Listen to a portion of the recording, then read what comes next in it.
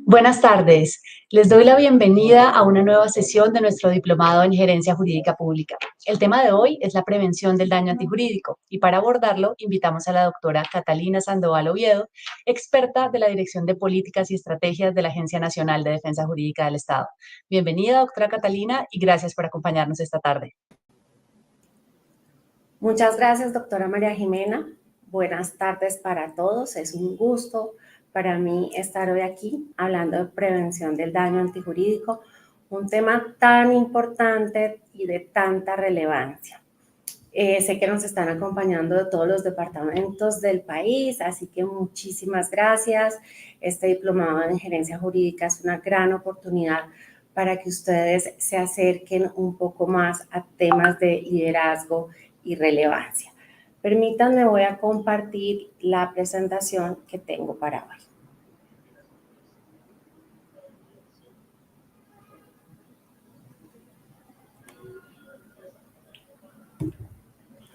Hablemos de prevención del daño antijurídico.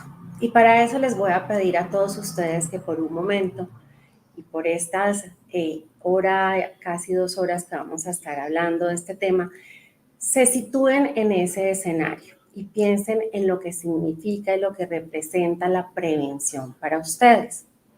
Seguramente vienen a su cabeza muchas ideas, porque constantemente en el plano personal y en el plano familiar estamos tomando decisiones encaminadas a la prevención de daños de nuestras familias, de nuestros amigos, del cumplimiento de múltiples y muchísimas actividades diarias. Así que piensen en lo que es la acción de prevenir. Yo tengo hoy una definición que trae el Diccionario de la Lengua Española y nos dice que prevenir es anticiparnos, es preparar, aparejar y disponer con anticipación lo necesario para conseguir un fin. Es decir, que yo me tengo que ubicar en esa situación y de acuerdo con los resultados que yo quiero obtener, tengo que tomar las decisiones necesarias para organizar las cosas y que salgan en ese sentido en el que yo espero que resulte. Ahora pensemos en qué es el daño antijurídico. De acuerdo con el artículo 90 de la Constitución Nacional, el Estado debe responder patrimonialmente por cualquier acción u omisión que afecte a los particulares. ¿De dónde viene esa acción u omisión? De las autoridades públicas, de cada uno de nosotros en el ejercicio de nuestras funciones. Teniendo claro qué es la acción de prevenir y teniendo claro qué es el daño antijurídico, situémonos ahora en el escenario de quiénes son los responsables de prevenir el daño antijurídico. Y los responsables, repito, somos todos. Todos tenemos una participación en el cumplimiento de esas acciones de prevención del daño antijurídico. Cada día, cuando llegamos a cumplir con nuestras obligaciones y las funciones propias de los cargos o de las actividades que desempeñamos en la entidad pública a la cual formamos parte, independientemente de la forma de vinculación, todos tenemos un rol muy importante y tenemos que hacer conciencia cada día de ese rol y de ese equipo y de la misión que tenemos dentro de esa entidad. De acuerdo con lo que les acabo de explicar, entonces pensemos en una definición que sea acorde a las necesidades de nuestra prevención del daño antijurídico. Entonces, ¿qué tenemos que hacer? Anticiparnos a esos actos, hechos, operaciones, omisiones administrativas que van a generar un daño antijurídico y que van a generar en consecuencia que el Estado tenga que responder patrimonialmente. ¿Cómo debemos ejercer esa prevención? Tiene que ser de carácter transversal y sistémica para que podamos reducir las demandas y las condenas. ¿Qué queremos decir con transversal y sistémica? Que involucra a todas las áreas, que la prevención es un tema transversal que debe formar parte de todas las áreas de las entidades. ¿Y por qué estoy yo acá desde la Agencia Nacional de Defensa Jurídica del Estado hablándoles de la prevención? Pues resulta que la agencia es la líder de prevención del daño antijurídico. En su misionalidad está ejercer ese liderazgo y tomar decisiones encaminadas a lograr ese fin, a tomar decisiones y generar políticas públicas en prevención del daño antijurídico como uno de nuestros objetivos, buscando obviamente darle una legitimidad a las instituciones, obviamente proteger los recursos del Estado a través de la disminución de la litigiosidad y las condenas. Adicionalmente, ahora la agencia es la coordinadora del Sistema de Defensa Jurídica de acuerdo con el nuevo Plan Nacional de Desarrollo. ¿Qué hacemos como coordinadores de ese Sistema de Defensa Jurídica? Tomar medidas para continuar fortaleciendo la defensa jurídica del Estado. Y gracias a ese sistema y como coordinadores del mismo, ahora también llegamos a las entidades territoriales. Entonces, pues para nosotros es muy grato seguir trabajando no solo con las entidades del orden nacional, sino ahora poder vincular de una forma más representativa a las entidades territoriales. Como líderes de prevención del daño antijurídico, y como responsables de generar herramientas en los diferentes momentos de esa defensa jurídica del Estado, en la agencia venimos manejando un concepto desde hace tiempo que es el ciclo de defensa jurídica. Y seguramente algunos de ustedes ya están familiarizados con ese ciclo.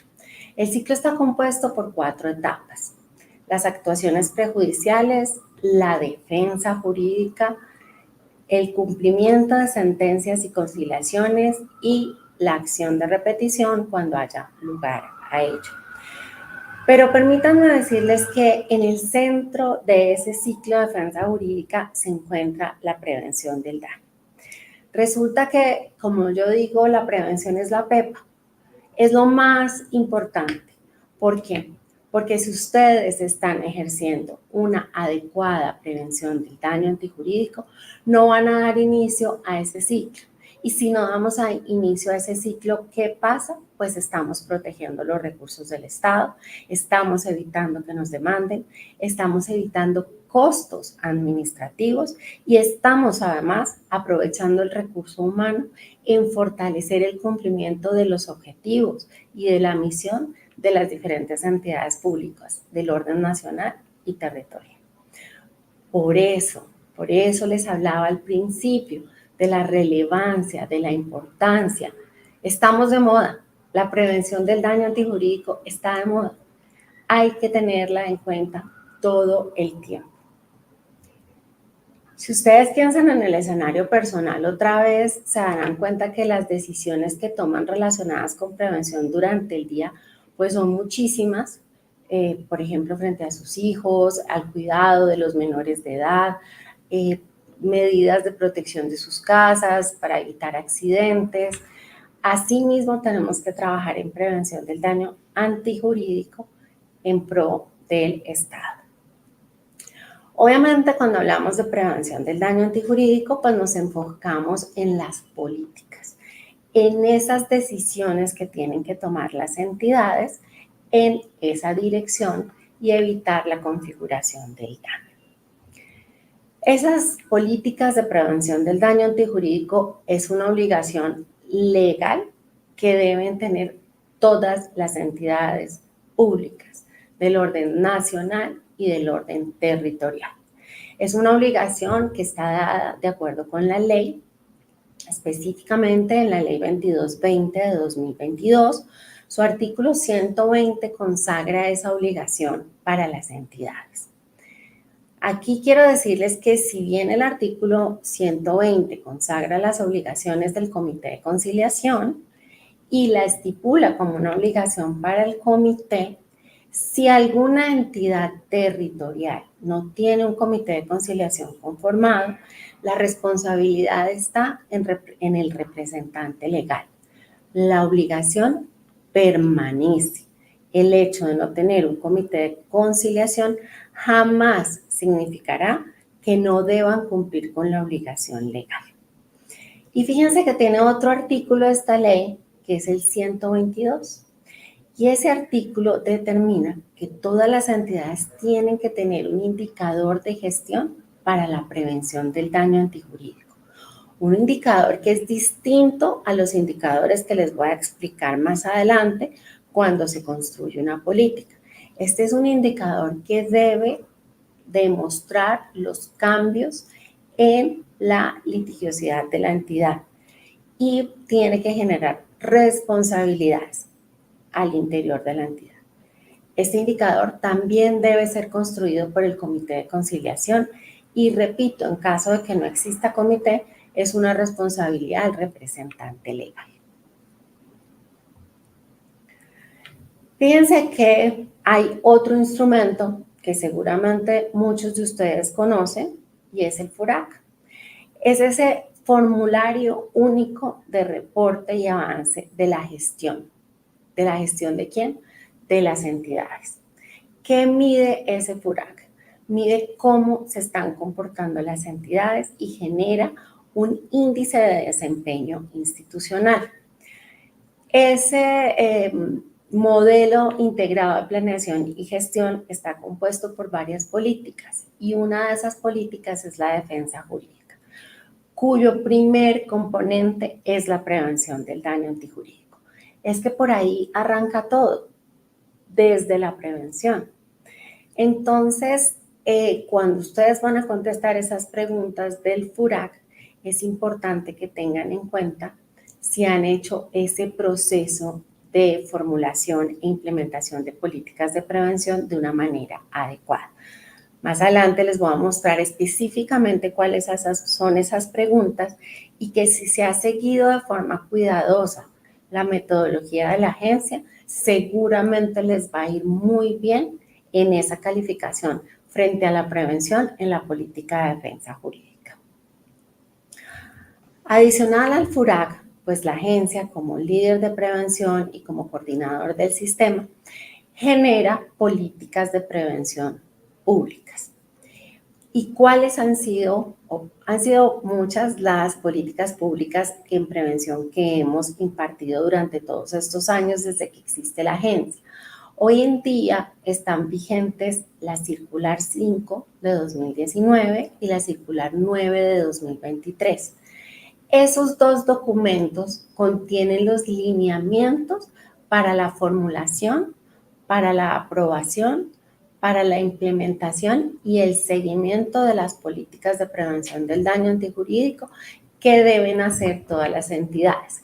¿Qué determinan esos dos documentos? La metodología. Es una guía. Son unos documentos donde nosotros decimos a ustedes cuál es ese paso a paso que deben seguir para formular una política exitosa. Adicional a esto, pues tenemos el software de prevención, que es el instrumento que se está utilizando hoy en día por las entidades nacionales para construir las políticas de prevención. Ahí deben quedar registradas. Y las territoriales, que ya se encuentran registradas en el sistema de información ECOGI, también pueden registrar su política en el software de prevención. Pero obviamente, pensando en todos nuestros clientes, que son las entidades, tenemos un aplicativo en Excel, que es un documento que también permite seguir ese paso a paso metodológico para la construcción de la política. Estos documentos están a disposición de todos ustedes en la página de la Comunidad Jurídica del Conocimiento, en el micrositio de gerencia jurídica, donde además se encuentran otras herramientas de gestión.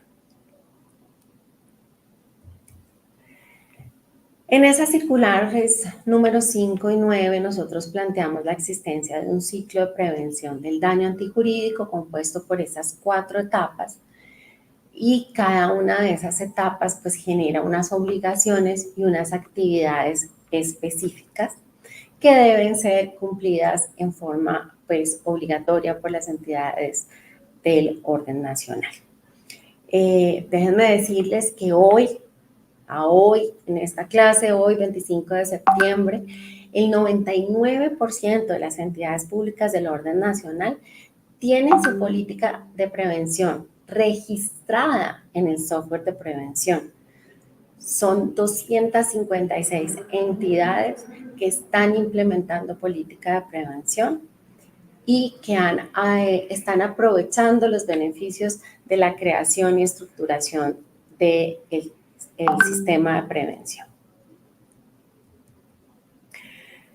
Con la circular número 9 de 2023 y siempre en la búsqueda del fortalecimiento de la prevención, hemos generado unas nuevas obligaciones que buscan, como ya acabo de decir, que se fortalezca la prevención, pero que además se integren las áreas de la entidad que deben cumplir y que deben preocuparse porque se esté generando una prevención acorde, sostenible y eficaz. Entonces, nosotros con la circular número 9 generamos la obligación de que las políticas de prevención sean incluidas en los planes anuales institucionales. Claro, todos sabemos que el plan anual institucional, como su nombre lo dice, es anual y el periodo de las políticas es de 2 años. No importa, cada año tienen que incluir en ese plan anual institucional las actividades que ustedes tienen previstas para cumplir durante ese año y al año siguiente deben hacer lo propio. Además, hemos definido que la política debe ser seguida por el Comité de Gestión y Desempeño Institucional para que realmente vea si la política se está implementando o no. ¿Por qué hicimos esto? Porque estamos conscientes de que la responsabilidad es del Comité de Conciliación de acuerdo con la ley, pero no queremos que ese comité se siga sintiendo solo, sino que tenga otras áreas de la entidad que también están haciendo ese seguimiento y que puedan mirar qué es lo que está pasando con la implementación.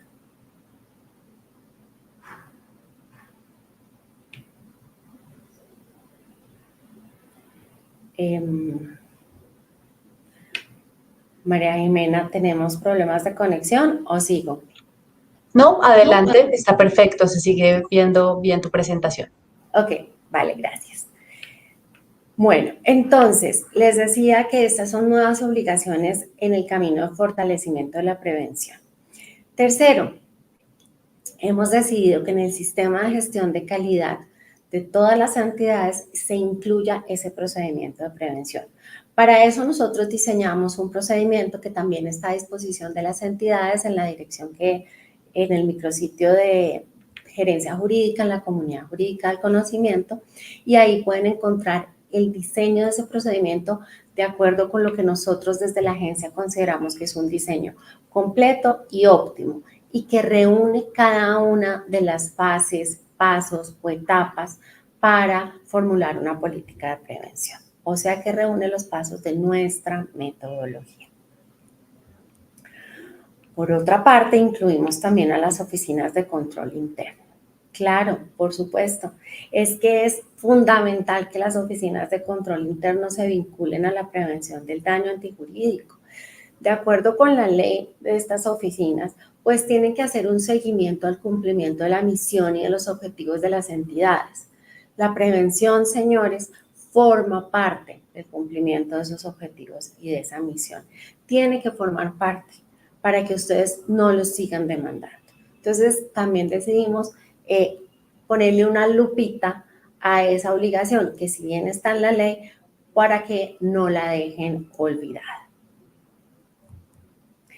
¿Qué estamos haciendo? Pues acá vemos que se integra esas responsabilidades, se integra el cumplimiento efectivo de esas diferentes obligaciones. Si yo estoy cumpliendo bien con un tema de FURAC, planeación y control interno, pues ahí se están integrando 3 elementos que nos van a fortalecer la prevención. Cuando a las entidades, el Departamento Administrativo de la Función Pública les entrega los resultados de medición de ese modelo integrado de planeación y gestión, De acuerdo con esos resultados, ¿qué pasa? Las oficinas de control interno pueden generar unos planes de mejoramiento y las oficinas de planeación pueden generar unos nuevos proyectos, estructurar unas nuevas ideas para desarrollar y lograr aumentar en esas áreas donde la calificación no ha sido óptima. Entonces, aquí volvemos a encontrar que se unen y las entidades se unen al interior para fortalecer esa prevención del daño antijurídico. ¿Qué necesitamos con las políticas de prevención? Que causen impacto. Si una política no causa impacto, ¿qué pasó? Pues no funcionó. Y la imagen es totalmente efectiva con el mensaje que yo les quiero dejar a ustedes. Causar impacto es pegarle en el centro. Yo necesito que la política de prevención le pegue en donde es, para que esa pepita del centro del ciclo de defensa jurídica funcione y no dé inicio a las actividades que conforman ese ciclo. Volvemos a nuestro comité de conciliación, esa instancia administrativa de vital importancia dentro de las entidades públicas, esa instancia administrativa que si nosotros nos quedamos en el nombre pensaríamos que solamente tiene funciones relacionadas con la aprobación o no de las conciliaciones. Pero como les mencioné antes, pues el Comité de Conciliación tiene obligaciones relacionadas con las diferentes etapas de la defensa jurídica. En el Comité de Conciliación se decide si la acción de repetición se va a instaurar o no. En el Comité de Conciliación se toman decisiones sobre la defensa jurídica que está llevando la entidad y el Comité de Conciliación es el responsable de aprobar esa política de prevención. Entonces yo les pregunto, señores comités de conciliación, si ustedes tienen esa responsabilidad que es absolutamente trascendental, ¿qué tienen que hacer para que esa política de prevención les quede bien formulada y la puedan aprobar con absoluta tranquilidad? Tomar las decisiones a las que haya lugar, vincular a todas las áreas de la entidad, a las áreas misionales, a las áreas generadoras del daño, a los directivos, a todos, porque es que la ley les está dando a ustedes la obligación. Y para yo cumplir de una forma eficiente, coherente, una obligación, yo tengo que hacer todo aquello que necesite hacer para conseguir ese resultado. Entonces, yo tengo que vincular a todos aquellos que necesiten. Yo tengo que definir las estrategias que me permitan construir una política. Yo tengo que ejercer ese liderazgo para poder construir esa política.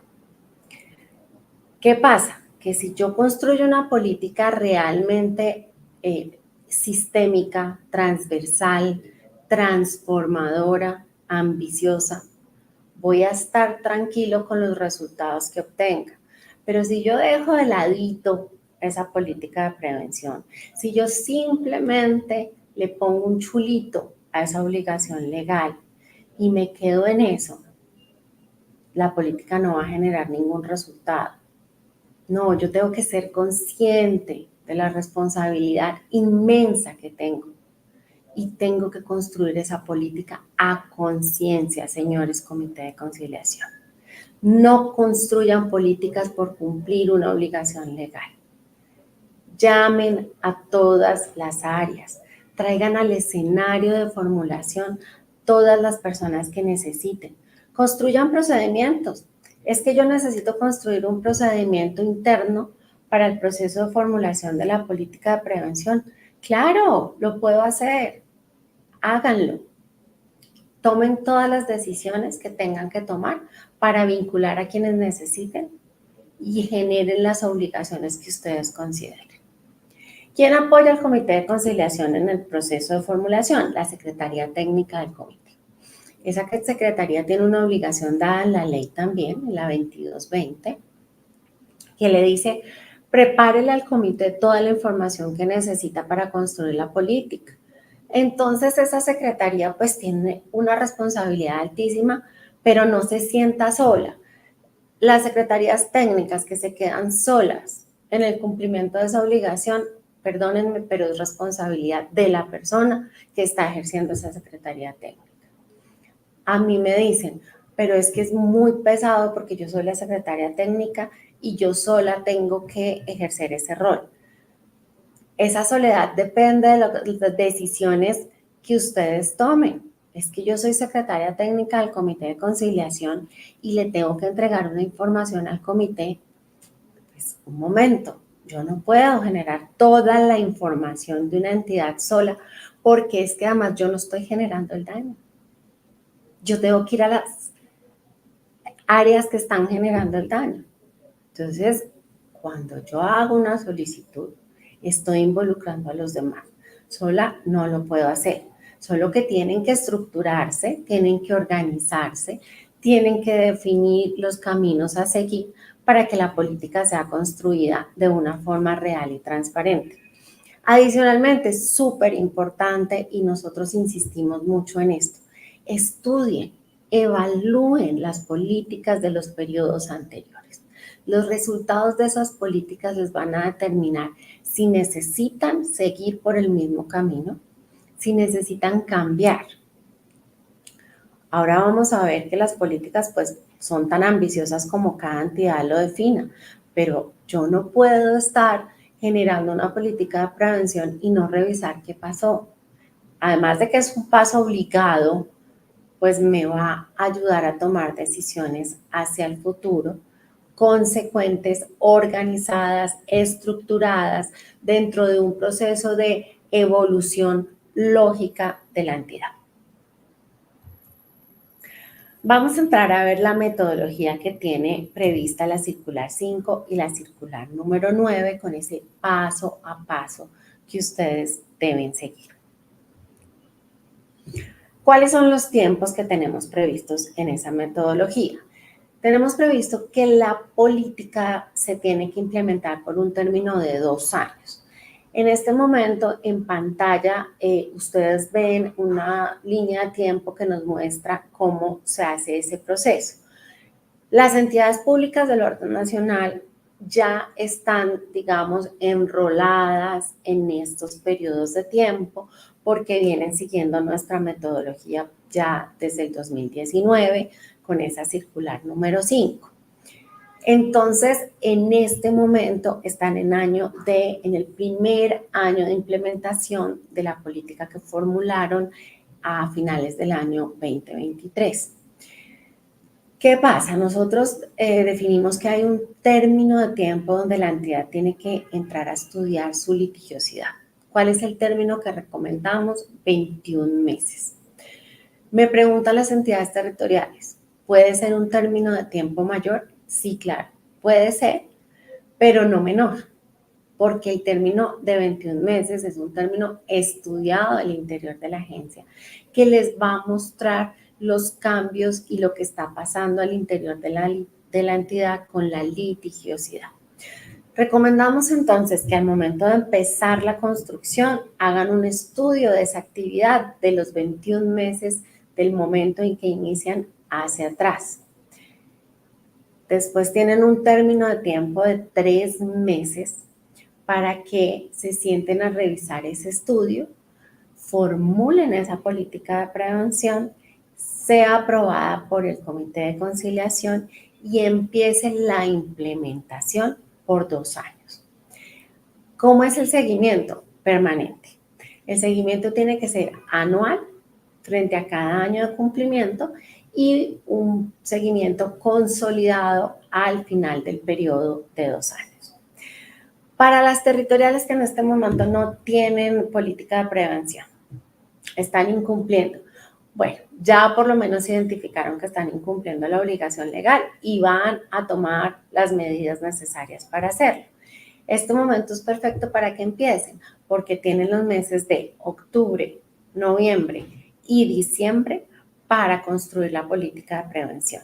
Que el comité de conciliación o el representante legal la apruebe y empezar los 2 años de implementación, que serían el 25 y el 26, lo que significaría que para el 26 finales también tendrían que estar empezando con la formulación de la siguiente política.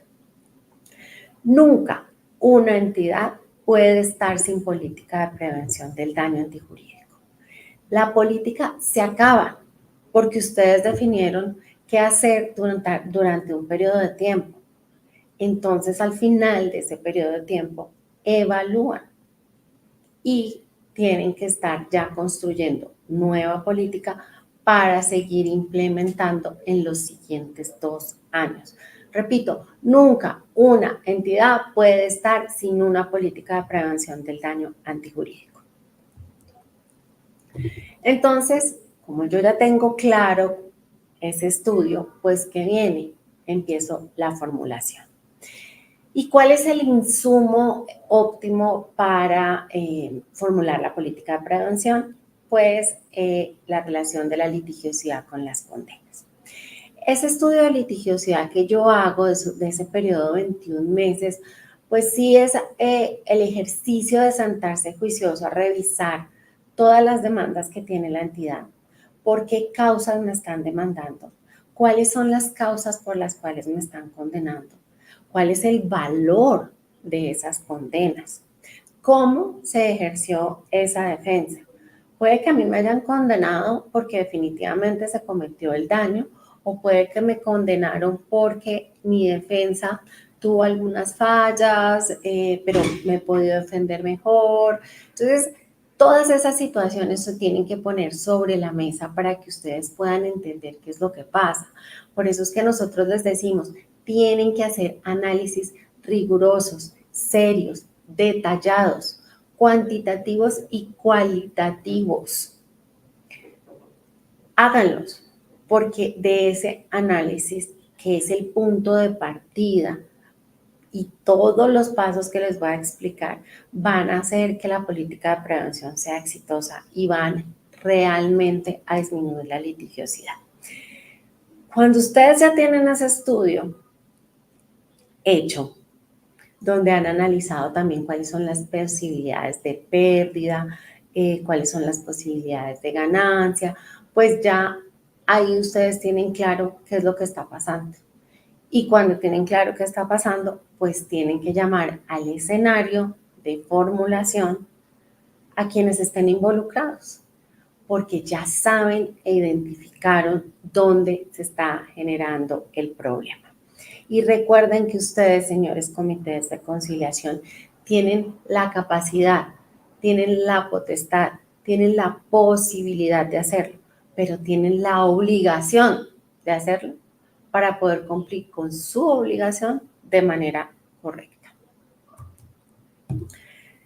Listo, ya tengo mi estudio y ahora entonces voy a priorizar dentro de ese estudio la relación de las demandas con las condenas. Por supuesto, yo puedo tener una situación litigiosa en donde a mí me están demandando por 15 causas, pero de esas 15 causas solamente me han condenado por 5 causas. Entonces, pues yo voy a coger esas 5 causas por las cuales me están condenando y voy a hacer ese ejercicio de selección. Si me están condenando por 5 causas, pero claramente hay 3 donde los valores de condena son muy altos, la cantidad de procesos es alta, frente a otras 2 que fueron procesos aislados por hechos que ya no se están configurando, pues claramente yo tengo que escoger y priorizar esas causas para tomarlas como punto de partida de mi proceso de formulación. En las causas nosotros tenemos un glosario de causas litigiosas con el que seguramente están familiarizados algunos de ustedes. Es un glosario que hemos venido construyendo desde hace muchos años. Lo pueden consultar en la página del ECOGI. Cada causa tiene una definición. Quienes ya están en el sistema ECOGI ya están familiarizados con sus causas y de hecho tienen un informe de litigiosidad trimestral que les ayuda mucho en el proceso de construcción y análisis de qué pasa al interior de sus entidades. Adicionalmente, el software de prevención también les va a arrojar al momento de construcción el top de las causas que ustedes tienen con alta litigiosidad. Pero repito, eso no es un único documento que ustedes necesitan porque ustedes necesitan sentarse a analizar. Y seguramente este diplomado lo están tomando muchos abogados defensores del Estado.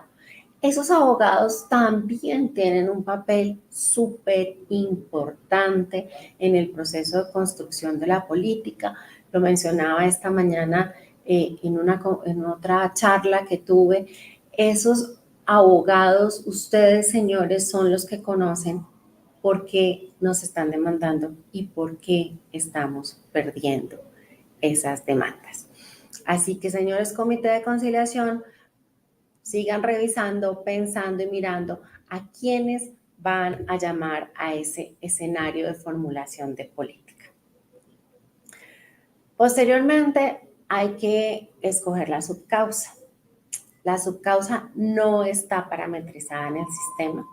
No podríamos parametrizar esas subcausas porque son demasiado específicas de cada entidad. Porque ustedes tienen que concentrarse en identificar ese hecho concreto que materializa el daño.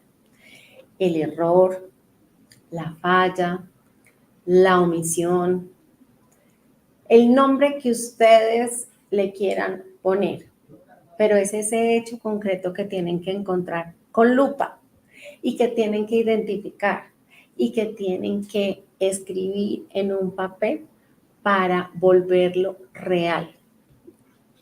Esa identificación de la subcausa que le cuesta mucho a las entidades. Sí, porque a veces cuesta reconocer que nos equivocamos, pero si no reconocemos la equivocación, ¿cómo cambiamos el camino? ¿Cómo? Les pregunto yo a ustedes, y ustedes en este momento que me están oyendo, háganse la pregunta. Si yo no identifico, si yo no concreto, si yo no pongo mi máxima atención en identificar en qué me estoy equivocando, cómo lo voy a corregir y cómo voy a tomar un camino diferente. Entonces, ¿yo qué tengo que hacer? Yo tengo que hacer una gestión consciente del error, ¿sí? Es una gestión, porque yo voy a gestionar esa situación y yo tengo que identificar cómo controlarlo y cuáles son las gestiones, cuáles son esas decisiones que tengo que tomar para evitar que se siga materializando. Entonces, sí puede que me cueste trabajo, sí puede que me cueste más tiempo del que yo pensaba también. Puede que me cueste aceptar que lo estoy materializando, que me cueste decir, pero ¿cómo es posible que a mí me estén condenando por eso? Si yo pensé que eso estaba funcionando bien. Sí, yo pensé, pero claramente no está funcionando bien. Y tengo que tomar las decisiones acertadas.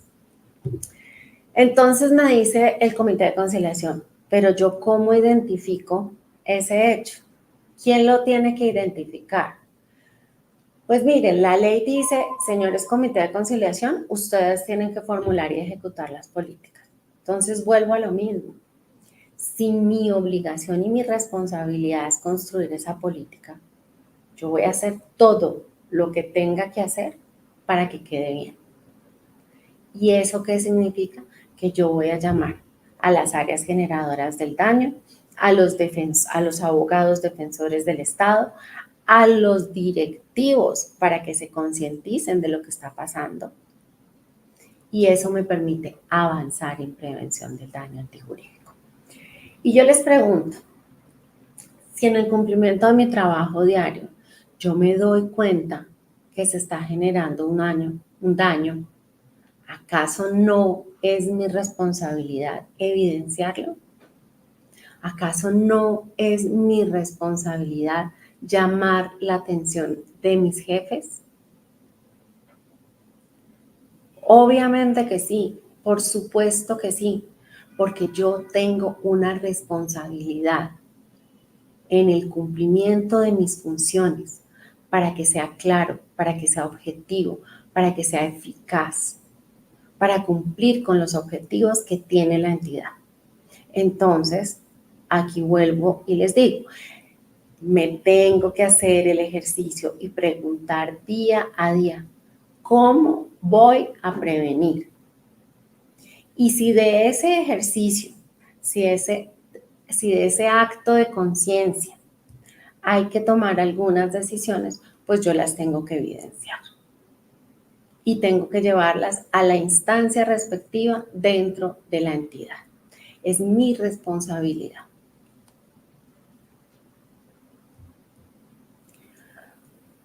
¿Cuántas subcausas tengo yo que identificar frente a la causa? Las que sean necesarias. Ustedes pueden encontrar que van a trabajar una causa, pero esa ramita, que la entidad tiene varias causas de demanda. Volvamos a nuestro ejemplo.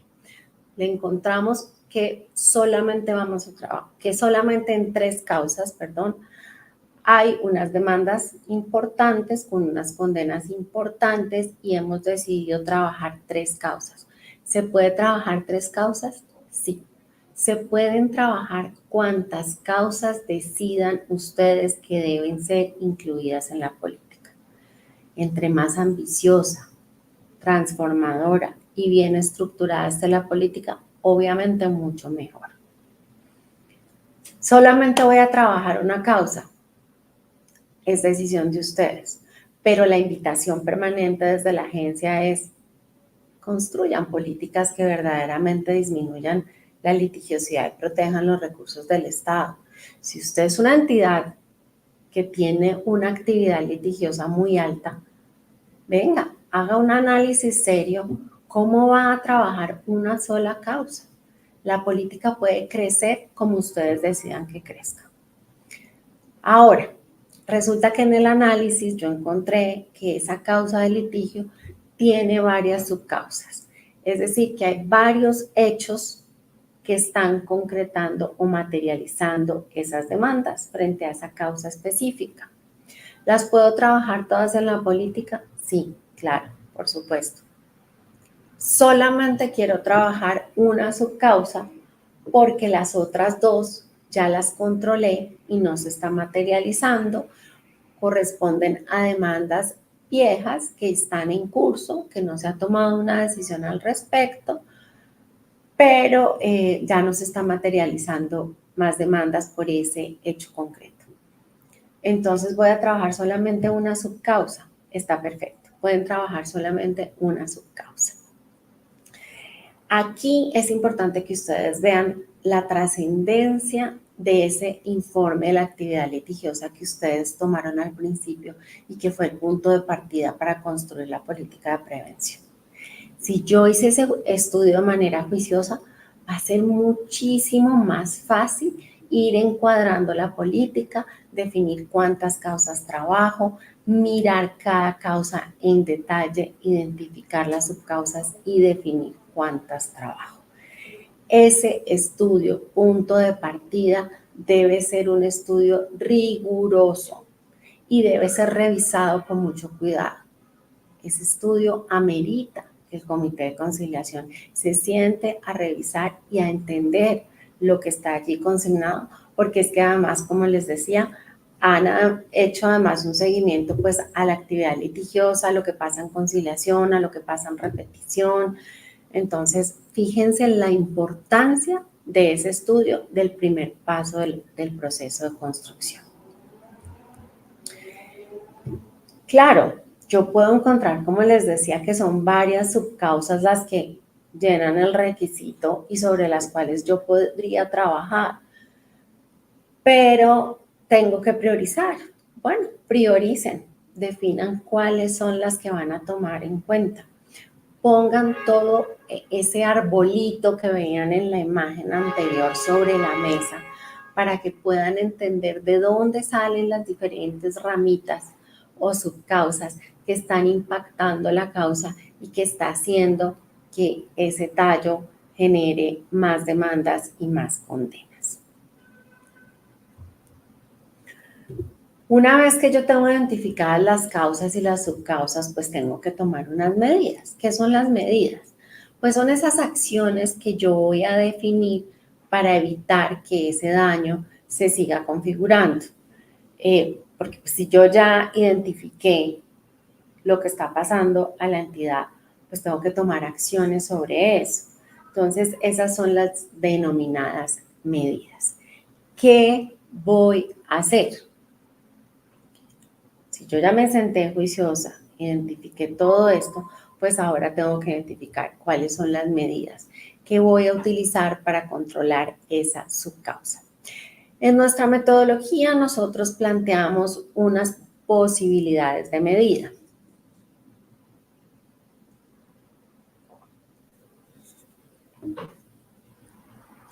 Que son directrices, lineamientos, instrucciones, un procedimiento. Puede darse una coordinación interinstitucional, muy interesante trabajar una política de prevención en coordinación con otra entidad, con entidades que son codemandadas y co-condenadas, u otros. ¿Qué significa el otros? Que ustedes se pueden inventar la medida que necesitan inventarse, aquella que corresponda a ese hecho específico materializado que está generando todo el problema y ustedes necesitan una medida que no está en ese listado. Pueden hacerlo, el sistema lo acepta, el aplicativo lo acepta. Ustedes, repito, pueden ser tan creativos en la política de prevención como necesiten serlo. Porque no hay nadie que conozca la entidad como el que trabaja en la entidad. Por eso esa función está en cabeza de cada entidad. Por eso esa obligación es de cada entidad. Porque yo no puedo llegar a construirle la política a otra entidad si no la conozco. Una vez que yo tengo definido qué voy a hacer, pues tengo que decir cómo lo voy a hacer. Y eso es lo que nosotros denominamos el mecanismo. Ese mecanismo, que al igual que la medida, tiene un listado de posibilidades. El acto administrativo, una capacitación, un formato, una herramienta de verificación, una lista de chequeo u otros. Por lo mismo, porque yo puedo ser tan creativo como necesite serlo. Y pues la agencia les da una posibilidad, pero no se las sabe todas. Y el ingenio de cada uno de ustedes para prevenir tiene que ponerse sobre la mesa para ver qué es lo que van a hacer y cómo van a hacerlo para mejorar. Hasta ahí todo bien. Yo ya tengo mi política de prevención, yo ya estudié la situación, yo ya encontré cuáles son esas causas que voy a trabajar. Nos sentamos en las mesas de trabajo necesarias con las personas que se identificaron, llamadas a formular esa política, a encontrar las medidas y los mecanismos, a encontrar ese vacío por el cual se está generando el daño. Listo, acá está mi política. Muy bien. Pero lo que pasa es que ustedes saben que las decisiones tienen que ser medidas, tienen que ser evaluadas. Hay que hacerles un seguimiento. Y por eso tienen que construir indicadores. Esos datos numéricos que tienen que ser interpretados posteriormente para entender lo que pasa. Entonces, esos indicadores pues tienen que ser construidos con cada mecanismo, con cada medida y para cada causa. ¿Qué nos van a decir esos indicadores? Pues los indicadores de gestión que se le construyen al mecanismo nos van a decir si cumplimos o no con esas actividades por medio de las cuales implementamos las medidas. Los indicadores de resultado nos van a decir si la medida que tomamos sirvió o no. Y el indicador de impacto nos va a decir si la litigiosidad sobre esas causas que seleccionamos disminuyó o no. ¿Tenemos que construir indicadores? Sí, la respuesta es sí. ¿Quiénes tienen que construir los indicadores? Ustedes. Cada entidad al momento de construcción de la política de prevención. ¿Tenemos que construir indicadores sobre todas las medidas? Sí. ¿Sobre todos los mecanismos? Sí. Cada mecanismo tiene un indicador, cada medida tiene su indicador y cada causa debe responder a un indicador de impacto. Estos indicadores son diferentes del indicador del artículo 122 que les mencionaba antes, porque ese es un indicador del impacto de la prevención en general que tiene la entidad, si ha disminuido o no sus demandas. Este indicador de impacto va sobre cada una de las causas. Y como les decía, pues esos indicadores son datos que una vez se termina el periodo de implementación, tienen que ser revisados, estudiados. Tienen que ser revisados y estudiados anualmente sobre las actividades que se cumplieron durante ese año, durante el segundo año de implementación y en forma consolidada sobre el periodo completo en que se implementó la política.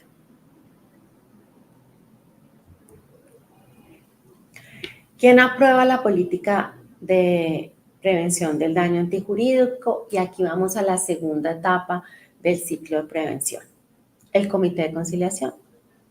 Yo soy el comité, yo la formulo, yo la apruebo. ¿Qué me va a dar tranquilidad a mí de aprobar la política de prevención? Haberla construido de una manera seria. Si yo construyo una política por cumplir con una obligación legal, con un chulito, va a llegar un momento en que las oficinas de control interno me van a decir, pero es que sus políticas de prevención no están sirviendo para nada. Y no solo las oficinas de control interno de sus entidades, las entidades de control. ¿Por qué? Porque es que a usted no le está bajando la litigiosidad y existe una obligación que en su cumplimiento está llamada a que usted disminuya la litigiosidad y no le baja. Lo siguen demandando por lo mismo y lo siguen condenando por lo mismo. Señores comité de conciliación, señor representante legal, ¿qué fue lo que usted aprobó? ¿Qué fue lo que usted construyó? Si yo he hecho bien el trabajo, yo me reúno en comité de conciliación y apruebo tranquilamente la política y que quede en el acta, como debe quedar. Yo aprobé esa política de prevención y vamos a implementarla durante 2 años y vamos a disminuir la litigiosidad de esta entidad, porque la prevención tiene que servir. Entonces, miren la responsabilidad que ustedes tienen. Yo estoy formulando y yo estoy aprobando. ¿Y cuál es mi norte? Disminuir la litigiosidad. Una vez aprobada la política de prevención, la Secretaría Técnica del Comité de Conciliación pues tiene otras 2 obligaciones. Tiene que registrar la política en el software de prevención para las nacionales y tiene que informar a la oficina de planeación para que esa política sea incluida en el plan anual institucional, como les mencionaba al principio. Lo cual va a generar que ya no solo el comité de conciliación le haga seguimiento al cumplimiento, sino las áreas de planeación y también control interno. Después viene la implementación de la política. ¿Ustedes qué quieren? Que la implementación sea un dolor de cabeza que esté solamente bajo la responsabilidad de una persona o que sea un trabajo en equipo, donde todas las áreas involucradas llegan a implementar la política. y a sacar adelante esos planes de acción de una forma exitosa y comprometida. Claramente yo me quedo con la imagen donde somos un grupo trabajando en beneficio de la entidad y no una persona sola sentada frente a su escritorio o a su computador sin saber qué hacer, porque la litigiosidad no está disminuyendo y la prevención no está cumpliendo su propósito. Así que esa etapa de implementación, que es de 2 años, le corresponde a todos. Si mi política ha quedado bien estructurada, yo tengo claro el camino a seguir, la ruta definida y voy a integrar a las áreas que están cometiendo el daño. El seguimiento debe hacerse a más tardar el 28 de febrero de cada año. Tiene que registrarse para las nacionales en el software de prevención. ¿Y quién hace ese seguimiento? ¿Quién evalúa? El comité de conciliación. El comité de conciliación como líder, como responsable de todas esas fases del ciclo de prevención del daño antijurídico, tiene que evaluar y hacer el seguimiento a esa política y a todas las acciones que tomaron y si se materializaron o no se materializaron. Ahora, ¿qué puede pasar? Que las acciones de la política se materializaron totalmente. Se cumplieron las actividades a cabalidad, pero la litigiosidad por las causas seleccionadas no disminuyó. Pues miren, es que acá es definitivo ese proceso de evaluación y seguimiento que deben hacer cada uno de ustedes, porque claramente, si yo estoy haciendo ese ejercicio de evaluación juicioso, estoy entendiendo mis indicadores y estoy entendiendo qué pasó. La política no fue exitosa. ¿Por qué? Porque sí, me están generando más demandas por la misma causa, pero se generaron unas subcausas nuevas. Entonces, al momento de evaluar la situación, yo tengo que encontrar todas esas particularidades y características de que le pertenecen y son propias a cada entidad que está formulando su política. Por eso, esos indicadores tienen que ser interpretados y tienen que ser analizados al interior de cada entidad. ¿Quiénes cuentan con la información? Ustedes. Si yo como agencia líder de la prevención solamente tomo un número, ese dato por sí solo no me va a decir nada. Yo tengo que entrar a sentarme con cada una de ustedes o con algunas y decirles, bueno, cuéntame qué pasó en prevención. Entonces, es ahí cuando ustedes han analizado los resultados y tienen claro y han identificado qué es lo que está pasando. El sistema de prevención ECOGI, ese software de prevención que estructuramos, que construimos durante los años 20 y 21 y en donde ya están registradas las políticas de 2 periodos para las nacionales, el 22-23 y el 24-25, pues se está convirtiendo en una herramienta espectacular de gerencia jurídica. Ustedes pueden consultar ahí las políticas que han trabajado los años anteriores, revisar sus causas de litigio, revisar los mecanismos, las medidas que han tomado y les permite pues tener esa información histórica y a su vez hacer un cruce de información de la prevención frente a la litigiosidad. Y acá volvemos al FURAC. Yo les decía al principio que ese modelo de integración de planeación y gestión les genera una calificación, ese índice de desempeño institucional. Y permítanme, les voy a leer algunas preguntas relacionadas con la parte de prevención del daño antijurídico de la política de defensa jurídica. En la formulación de la PPDA tuvo en cuenta alguna de las 10 causas de mayor litigio por número de procesos o por el valor de las pretensiones. Los servidores del nivel directivo de las áreas administrativas y omisionales donde se generan las fallas o errores administrativos que ocasionan el daño antijurídico participaron en el proceso deliberatorio previo a la sesión del comité donde se aprobó la PPDA, incorporó en el plan de acción anual de las áreas administrativas y omisionales donde se generan las fallas o errores administrativos que ocasionan el daño antijurídico las actividades definidas en la PPDA. Contó con un procedimiento documentado para asegurar la participación de las áreas misionales en su formulación. Incorporó en los compromisos laborales de los funcionarios elementos de la PPDA adoptada por su entidad.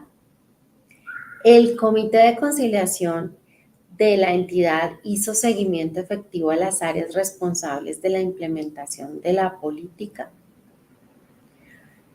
Yo creo que con la lectura de estas preguntas, para todos es claro que estamos desde diferentes lugares orientados a fortalecer la prevención. La agencia tiene puesto en esas mesas de trabajo con el Departamento Administrativo de la Función Pública para construir estos cuestionarios del modelo integrado de planeación y gestión. Y efectivamente tenemos voz y voto para definir las preguntas relacionadas, por ejemplo, con el tema de prevención. Si ustedes han seguido de manera juiciosa la metodología de la agencia, si ustedes han cumplido con las obligaciones que determina esa política pública de prevención generada por la agencia con las circulares 5 de 2019 y 9 de 2023, seguramente podrán contestar muchas de estas preguntas en forma afirmativa. Si ustedes, comités de conciliación, generan los procedimientos, las responsabilidades, solicitan la información, vinculan a las áreas que tienen que vincular en el proceso, esa política de prevención va a adquirir cada vez más fortaleza y más trascendencia y van a cumplir con el objetivo de disminuir la litigiosidad. Esta diapositiva resume un poco lo que yo les he hablado hoy. Son 4 fases en el ciclo de prevención: la formulación, la aprobación, la implementación y el seguimiento. El Comité de Conciliación es el llamado por ley como instancia administrativa responsable de esas 4 fases. Pero ¿qué pasa? Hoy en día el Comité de Conciliación ya tiene vinculada a sus áreas de planeación, porque desde el cumplimiento del PAI y del Comité de Gestión y Desempeño Institucional también están controlando la implementación de esa política.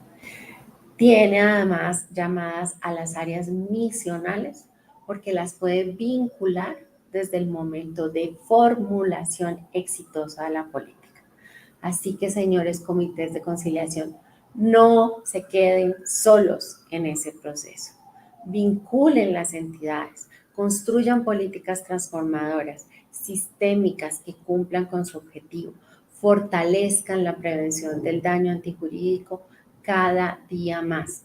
Entidades territoriales, es el momento de formular política de prevención si no la tienen. Por favor, cumplan con esta obligación legal de una manera seria y comprometida. Hasta aquí mi presentación.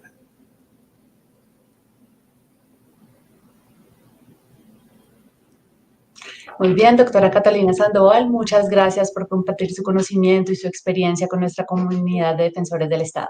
Vamos a revisar entonces las preguntas que tenemos en el chat. La primera de ellas la formula Javier Alfonso Morales Gil. Él nos pregunta si el seguimiento de la política de prevención del daño antijurídico se puede hacer a través del Comité Institucional de Coordinación de Comité de Control Interno, el cual trabaja articuladamente con el Comité de Gestión y Desempeño Institucional.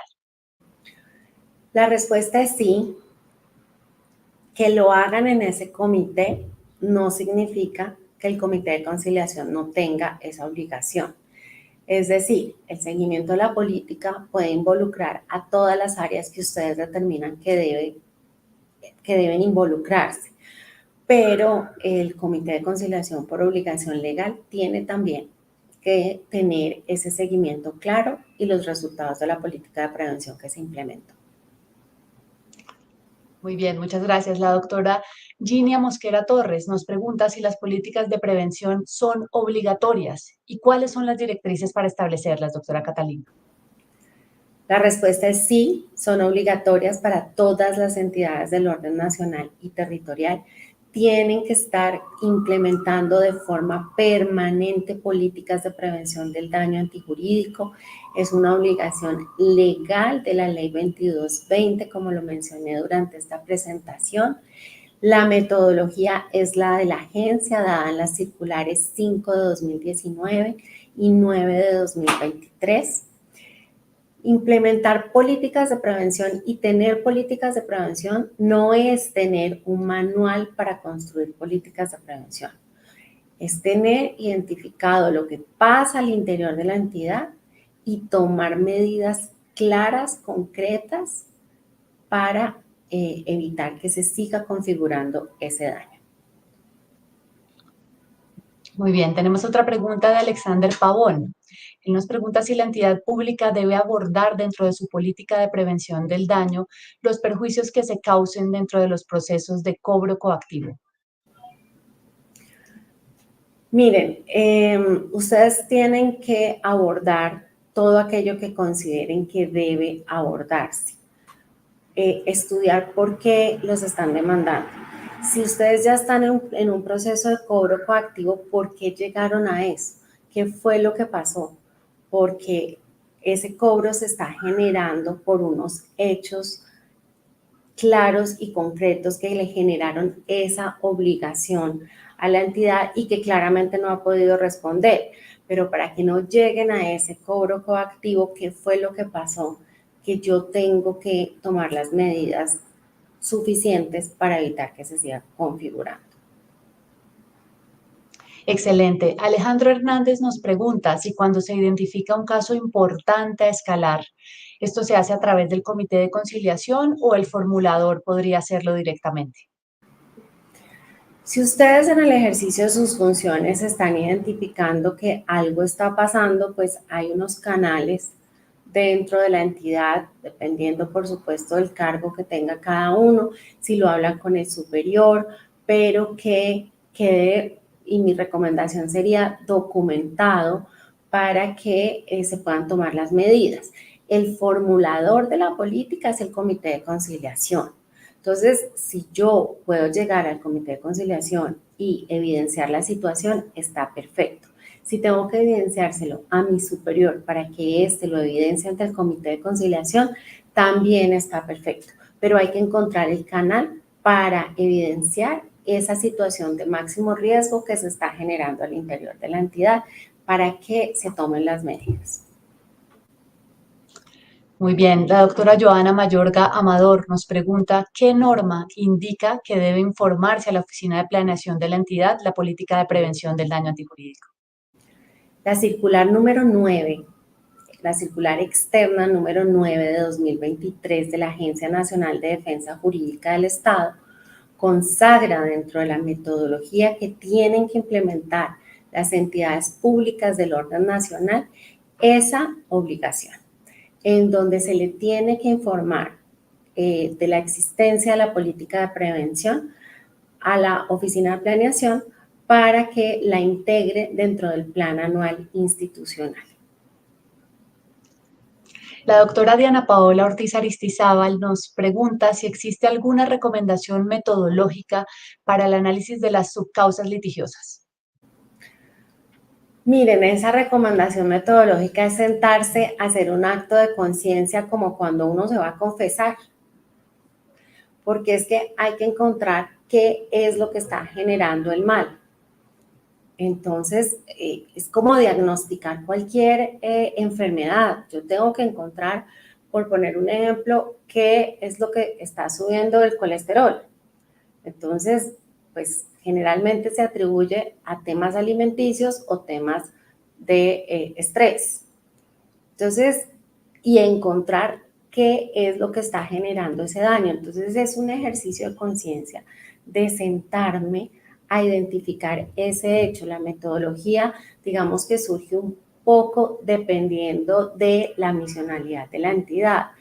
Este ejercicio lo hemos hecho con entidades como, por ejemplo, el Ministerio de Defensa o con la Policía Nacional o con Colpensiones. Entonces, sentémonos a ver qué es lo que pasa, porque claro, como las causas del litigio son tantas, asimismo, cada causa puede tener varias subcausas, pues si es un ejercicio individual, particular de cada entidad, donde se sienten y revisen sus procedimientos, revisen los lineamientos que están dando, los vacíos que puedan existir que están generando ese daño. Entonces, es como un ejercicio cuidadoso, detallado, específico que deben hacer cada uno de ustedes.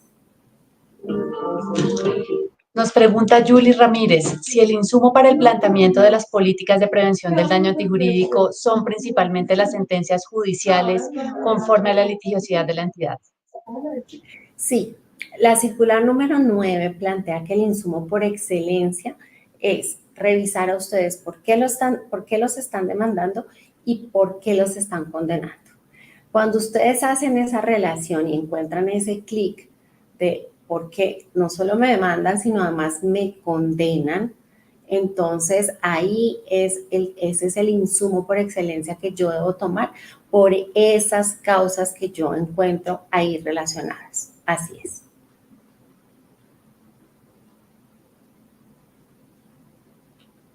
Liliana Estupiñán nos pregunta si la designación exclusiva de la Secretaría Técnica del Comité de Conciliación puede ser mediante acta o se requiere una resolución o decreto del alcalde. Cuando se nombra a la Secretaría del Comité de Conciliación, lo importante es que se le comunique.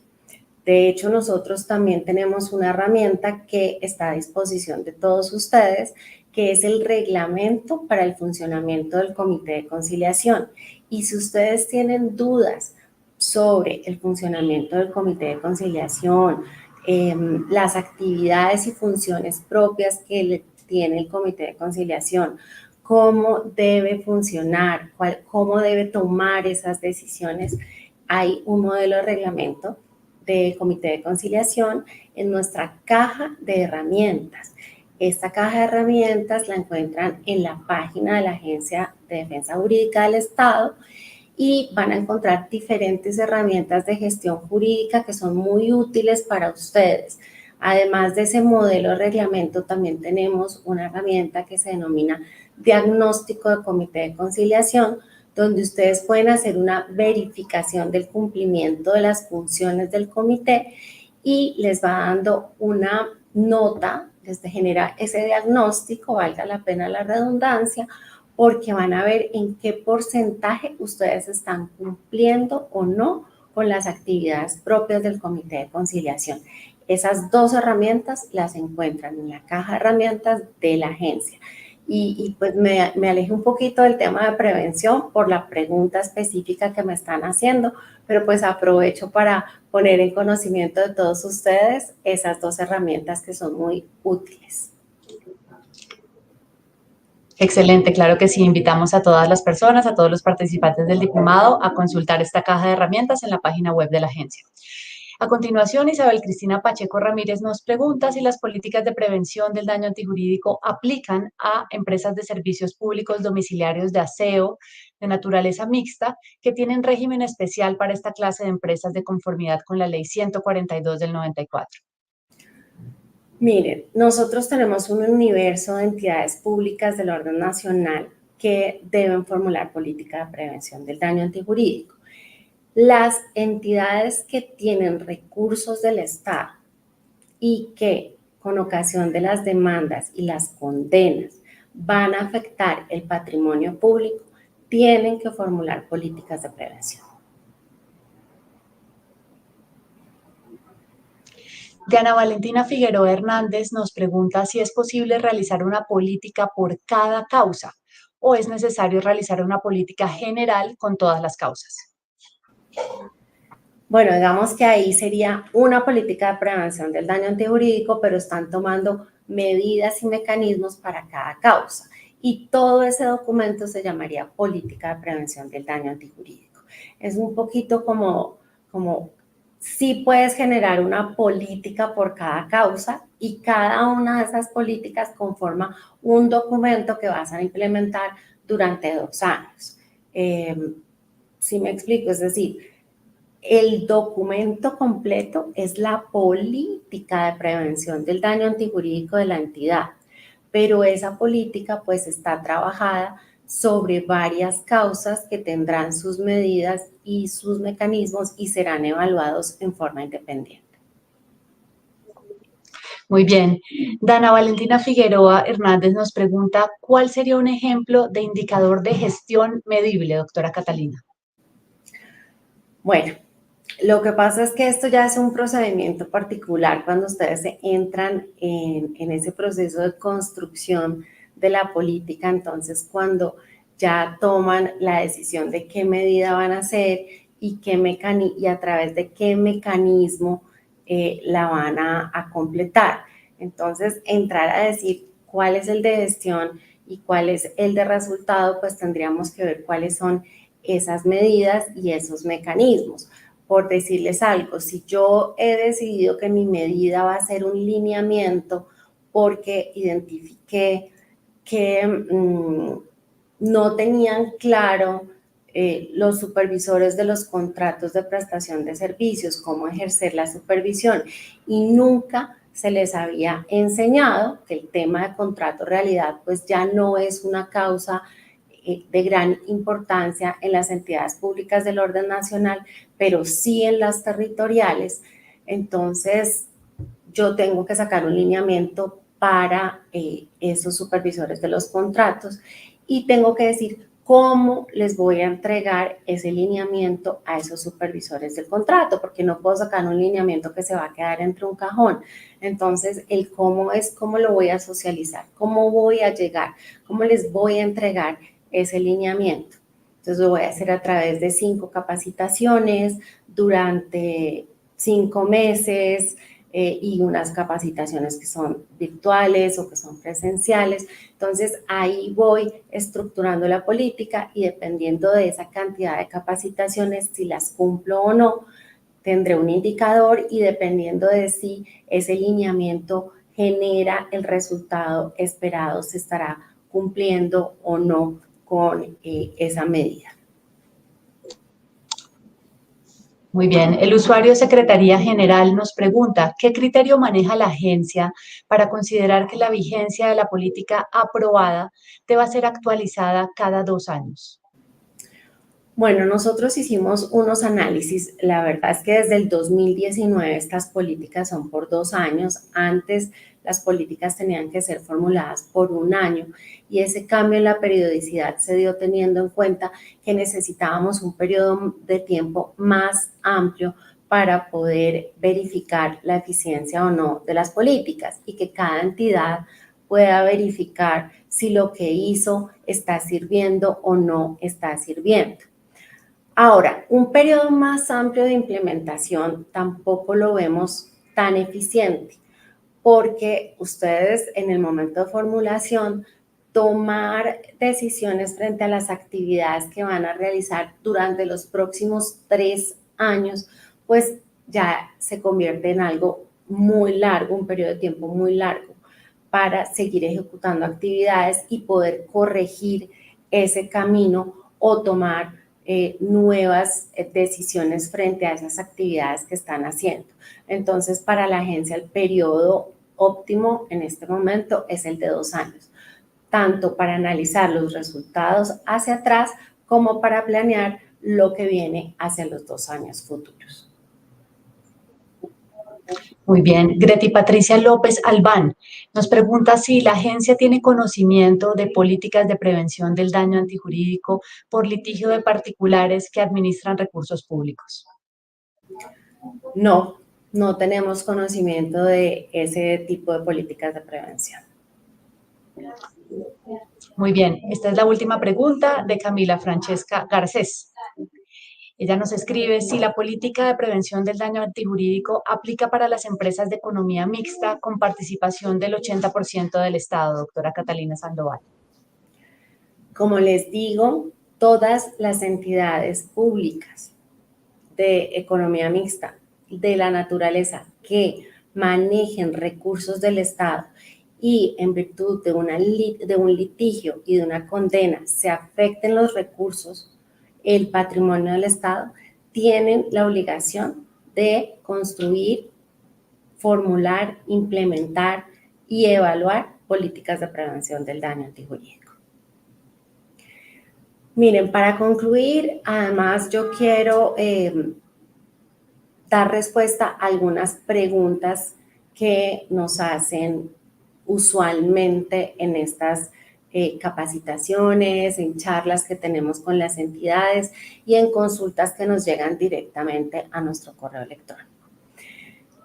Primero, tener un manual de prevención del daño antijurídico no es tener una política. Que yo tenga un manual en donde se diga cómo construir una política, tener un manual con una metodología no es tener una política de prevención del daño antijurídico, y excúsenme que sea reiterativa en esto, pero lo hemos encontrado en algunas entidades del orden territorial. Entonces, por favor, todos entren a revisar qué es lo que tienen en esas políticas de prevención del daño antijurídico. Segundo, la política de prevención puede crecer tanto como yo lo considere necesario. La respuesta es sí. Ustedes pueden, una vez identificadas las causas, seleccionar aquellas que consideren que es necesario incluir en la política de prevención y a cada causa identificarle las subcausas necesarias. Tercero, si yo encuentro en mi estudio de actividad litigiosa que me están demandando y condenando por 10 causas, ¿tengo que incluir las 10 causas? La respuesta es no.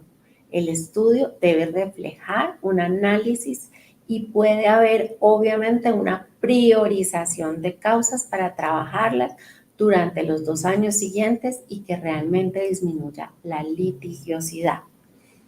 Cuarto, ¿puedo construir políticas sin indicadores? No, no pueden construir políticas sin indicadores porque ustedes tienen que tener la posibilidad de medir y evaluar el cumplimiento de esas políticas de prevención.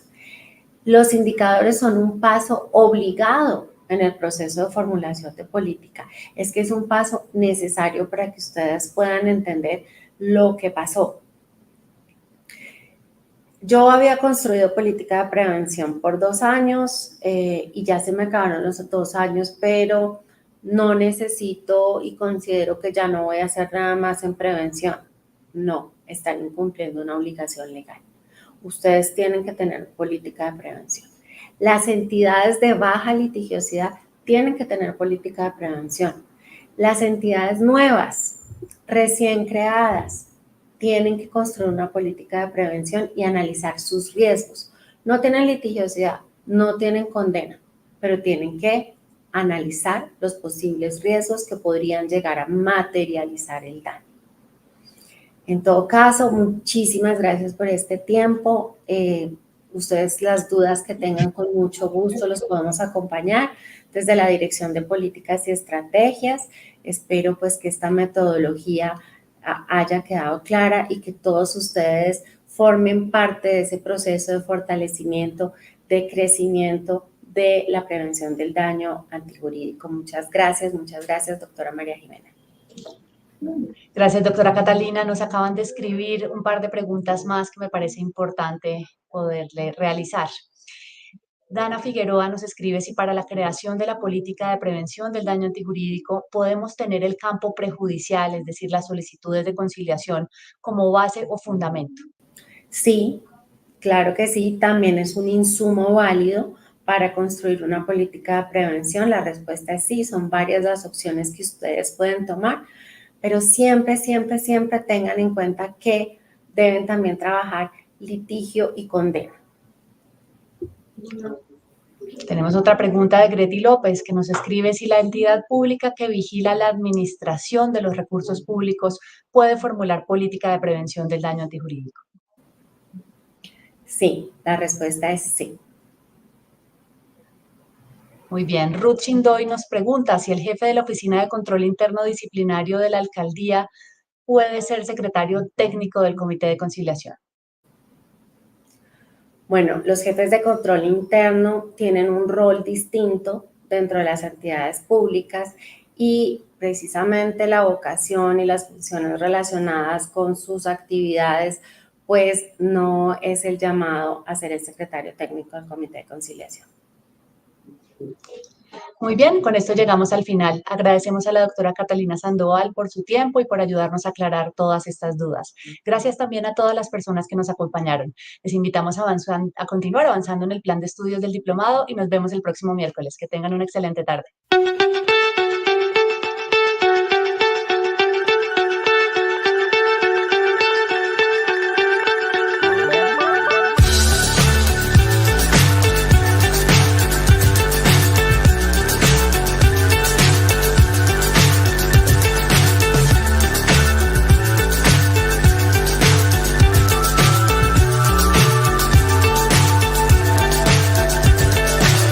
So high, I'm hypnotized.